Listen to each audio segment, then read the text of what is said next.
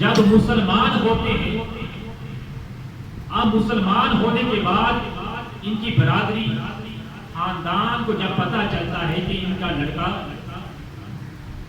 اس نے اسلام قبول کر لیا، وہ اس سے قطع تعلق کر لیتے ہیں، قطع تعلق کر لیتے ہیں تو پریشانی کے عالم میں حضرت عبداللہ بن سلام رضی اللہ تعالیٰ عنہ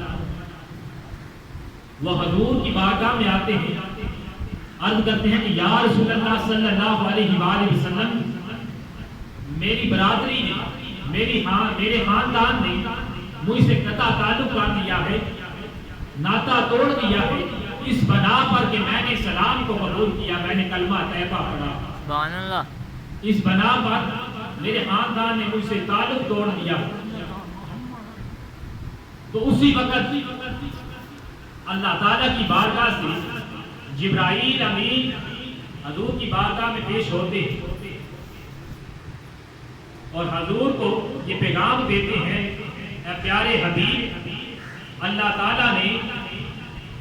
فرمایا ہے کہ آپ اپنے اس غم زدہ غلام سے کہہ دیجیے، یعنی حضرت عبداللہ بن سلام سے کہہ دیجیے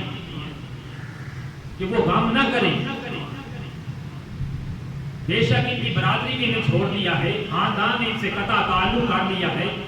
لیکن وہ اس بات پر فکر مند نہ ہو، اس لیے کہ ان